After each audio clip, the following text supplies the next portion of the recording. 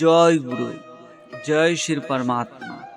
আজ আমরা পবিত্র গণেশ গীতার দশম অধ্যায় দৈবী আর আসুরি প্রকৃতির বিষয় সম্বন্ধে আলোচনা করব।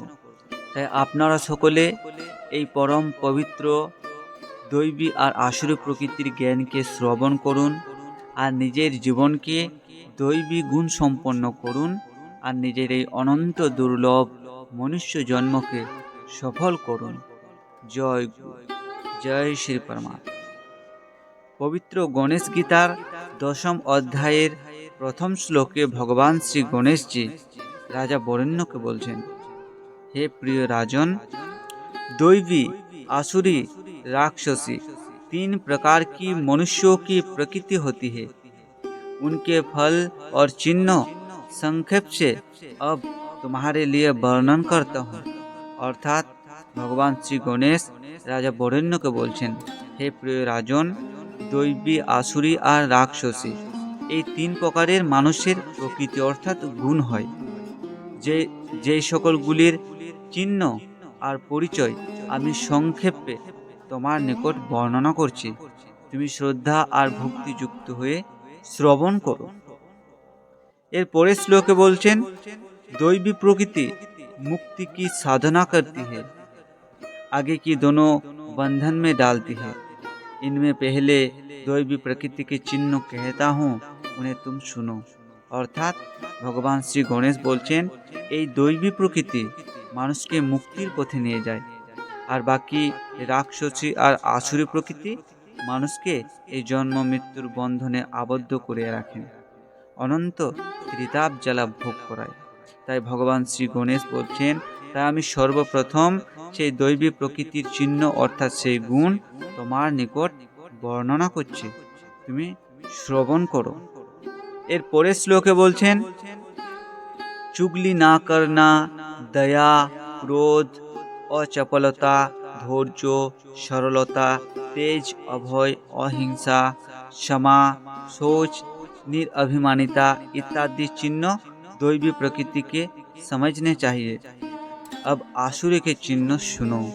অর্থাৎ ভগবান শ্রী গণেশ বলছেন, কারোর সাথে চুগলি না করা, কোনো রকম কারোর নিন্দা, অবজ্ঞা, অবহেলা, কারোর নিন্দা চর্চা না করা, সদা সর্বদা সকল জীবের প্রতি দয়া ভাব রাখা, কারোর প্রতি ক্রোধ না করা, কারোর প্রতি চালাক চম্পটগিরি না করা, সদা সর্বদাই ধৈর্যবান ও ধৈর্যশীল হয়ে থাকা, সদা সর্বদাই সরলভাবে থাকা, যাহার মধ্যে সেই পরম পবিত্র জ্ঞানের তেজ বর্তমান থাকবে, যার মধ্যে কোনো প্রকার ভয় থাকবে না, যাহার অন্তরে কোনো প্রকার হিংসা থাকবে না, সম্পূর্ণ অহিংসা, যাহার অন্তরে সকলের প্রতি ক্ষমাভাব, কারোর প্রতি কোনো রকমের হিংসা বা প্রতিশোধের ভাবনা যাহার অন্তরে থাকে না, যাহার অন্তর পরম শুদ্ধ, পবিত্র, নির্মল, যার শুদ্ধ চিন্তা ভাবনা, যাহার বিচার সোচ পবিত্র, যার অন্তরে কোনো প্রকার অভিমান নেই, যিনি সকলের প্রতি সমভাবাপন্ন, সেই রকম গুণ সম্পন্ন ব্যক্তি দৈবী গুণ সম্পন্ন ব্যক্তি। এবার ভগবান বলছেন, এবার সেই আসুরি প্রকৃতির চিহ্ন বা সেই গুণ শ্রবণ করুন। তাই এর পরের শ্লোকে বলছেন, হে রাজন, अतिवाद, अभिमान, दर्प, अज्ञान और क्रोध ये आसुरी प्रकृति के चिन्ह है।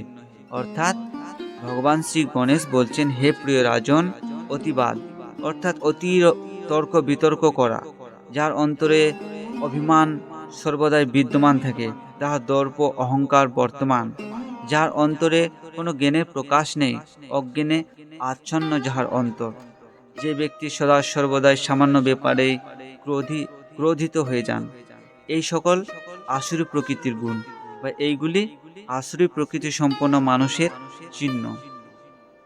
এরপর ভগবান রাক্ষসী প্রকৃতির যে গুণ বা চিহ্ন সেগুলি সম্বন্ধে বর্ণনা করছেন। তাই এর পরের শ্লোকে বলছেন, নিষ্ঠুরতা, মদ, মোহ, अहंकार, गर्व, देश, हिंसा, क्रूरता, क्रोध, उद्धतता, विनयहीनता, दूसरे के नाश के निमित्त अभिचार कर्म, पूर्व कर्म में प्रीति। অর্থাৎ ভগবান শ্রী গণেশ বলছেন নিষ্ঠুরতা, মদ, মোহ, অহংকার, গর্ব, দেশ, হিংসা, ক্রূরতা, ক্রোধ, উদ্ধতা, বিনয়হীনতা, যার অন্তরে কোনো প্রকার বিনম্র ভাব নেই, যিনি সদা সর্বদা অপরের বিনাশের জন্যই কুরকর্ম অকর্ম আচরণ করিয়া থাকেন, যাহার অন্তর প্রচণ্ড ক্রূর, যার অন্তরে কোনো দয়া প্রেম করুণা নেই, এইগুলি সব রাক্ষসী প্রকৃতির গুণ। এর পরের শ্লোকে বলছেন श्रेष्ठ पुरुषों के वाक्य में अविश्वास, अपवित्रता, कर्म का ना करना, वेद भक्त देवता मुनि क्षत्रिय ब्राह्मण तथा स्मृति और पुराण की निंदा करना, पाखंड वाक्य में विश्वास, दुष्ट तथा मलिन पुरुषों की संगति करना। अर्थात भगवान श्री गणेश बोलছেন শ্রেষ্ঠ পুরুষ অর্থাৎ সাধু বৈষ্ণব ঋষিমুনিদের বাক্যে অবিশ্বাস করা, সাধু বৈষ্ণবদের বাক্যে যে কখনোই বিশ্বাস করেন না, যার অন্তর সদা সর্বদাই অপবিত্র ও মলিনতায় পূর্ণ থাকে, যে ব্যক্তি কোনরূপ সৎকর্মের আচরণ করেন না, যে ব্যক্তি বেদ ভক্ত দেবতা মুনি ক্ষত্রিয় ব্রাহ্মণ স্মৃতি পুরাণ বেদ আদি সকল ধর্মশাস্ত্রের নিন্দা করেন, অবজ্ঞা অবহেলা করেন, যে ব্যক্তি পাখণ্ড বাক্যের প্রতি বিশ্বাস করেন, যে ব্যক্তি সদা সর্বদাই পাপী নীচ ও মলিন পুরুষের সঙ্গতি করেন, এগুলি সবই রাক্ষসী প্রকৃতির গুণ বা চিহ্ন। এর পরের শ্লোকে বলছেন पाखंड सहित कर्म करना, दूसरे की वस्तुओं को पाने की इच्छा, अनेक कामना युक्त होना, सदा झूठ बोलना, दूसरे का उत्कर्ष ना सहना, दूसरे के कृत्यों को नष्ट करना इत्यादि बहुत सारे दूसरे भी राक्षसी प्रकृति की गुण है। अर्थात भगवान श्री गणेश राजा बरेण्य को उद्देश्य করে আমাদের সকলকে বলছেন পাখণ্ড সহিত কর্ম করা, অর্থাৎ খুবই নীচ ঘৃণিত কর্ম করা, দুসরের বস্তুকে অপরের বস্তুকে নিজের করে নেওয়া, সদা সর্বদাই ইচ্ছা রাখা, যাহার অন্তর সদা সর্বদাই অনন্ত কাম কামনায় লিপ্ত থাকে, যে ব্যক্তি সদা সর্বদাই অকথা কুকথা মিথ্যাতেই লিপ্ত থাকেন, যে ব্যক্তি সদা সর্বদাই অপরের সুখ অপরের উন্নতি দেখতে পারেন না, যে ব্যক্তি সদা সর্বদাই অপরের ভালো কর্মকে নষ্ট করিয়া দেন, এরকম অনেক মলিন নীচ কর্ম রাক্ষসী প্রকৃতির মানুষদের গুণ বা তাহাদের চিহ্ন। তাই ভগবান শ্রী গণেশ এর পরের শ্লোকে বলছেন पृथ्वी और स्वर्गलोक में यह सब गुण रहते हैं, जो लोग मेरे भक्ति से रहित है वे ही राक्षसी प्रकृति को प्राप्त होते हैं। अर्थात भगवान श्री गणेश बोलছেন এই রাক্ষসী আর দৈবী প্রকৃতির গুণ পৃথিবী আর স্বর্গলোকেই বর্তমান থাকেন। যে সকল ব্যক্তিরা আমার ভক্তি করেন না, সেই সকল ব্যক্তিরাই এরকম রাক্ষসী আর আসুরের প্রকৃতি সম্পন্ন হইয়া থাকেন। এর পরের শ্লোকে বলছেন हे राजन, जो इस तामसी प्रकृति को प्राप्त होते हैं वे रौरव नरक को प्राप्त होते हैं और वहाँ अकथनीय दुख को भोगते हैं। अर्थात भगवान श्री गणेश बोलছেন हे प्रिय राजन, যে সকল ব্যক্তি অর্থাৎ মনুষ্যরা এই তামসী গুণ সম্পন্ন হয়, সেই সকল ব্যক্তিরা রৌরব নরককে লাভ করেন, অর্থাৎ তাহাদের গতি রৌরব নরকে হয়, আর তাহারা সেখানে অকথনীয় অর্থাৎ বর্ণনা করা যায় না এরকম অনন্ত দুঃখ কষ্ট যন্ত্রণা ভোগ করতে থাকেন।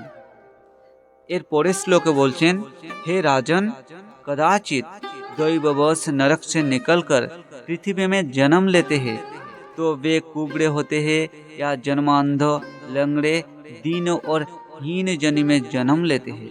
अर्थात भगवान श्री गणेश बोलছেন हे प्रिय राजन, যদি দৈববশ কোনো কারণে সেই ব্যক্তিরা সেই নীচ ব্যক্তিরা সেই রকম নরক থেকে বেরিয়ে যদি এই পৃথিবীতে জন্ম প্রাপ্ত হন, তাহলে তাহারা জন্ম থেকে অপঙ্গ হন বা জন্ম থেকে অন্ধ বা হাত পা থাকে না, অথবা কোনো দীন অতি দরিদ্র পরিবারে জন্মগ্রহণ করেন, অথবা কোনো নীচ জাতির কুলে জন্মগ্রহণ করেন আর অনন্ত ত্রিতাপ জ্বালা ভোগ করতে থাকেন।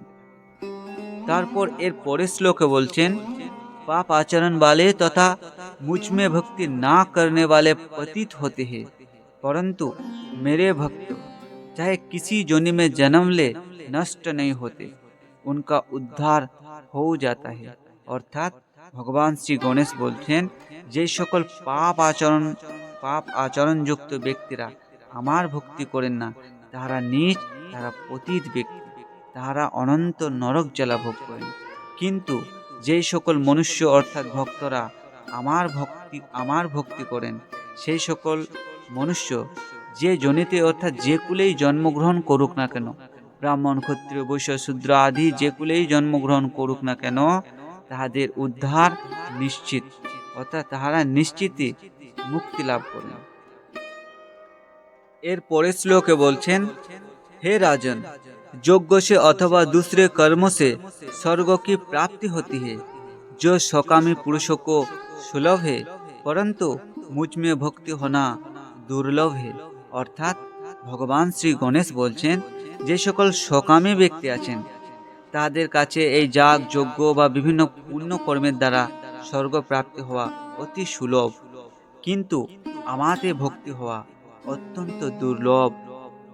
এর পরের শ্লোকে বলছেন, मूर्ख लोग मोहजाल तथा अपने कर्मों से बंधन में पड़ते हैं, वे मैं ही हंता, मैं ही करता, मैं ही भक्ता हूँ ऐसा कहता है। অর্থাৎ ভগবান শ্রী গণেশ বলছেন, যে সকল মহা অজ্ঞানী মহা মূর্খ লোকেরা আছেন, তারা মোহ মায়ার জালে আচ্ছন্ন হয়ে কর্মের বন্ধনে সদা সর্বদাই আবদ্ধ হইয়া থাকেন। কেননা তাহারা মনে করেন যে আমি হন্তা, অর্থাৎ আমি হত্যা করি, আমি কর্তা, আর আমি সকল কিছুর ভোক্তা, এরকম মনে করেন। সেই কারণে সেই মূর্খ লোকেরা সদা সর্বদা এই কর্মবন্ধনে আবদ্ধ হয়ে থাকেন। এর পরের শ্লোকে বলছেন, मैं ही ईश्वर, मैं शासक, मैं जानने वाला, मैं सुखी हूँ, इस प्रकार की मति मनुष्य को नरक में ले जाती है।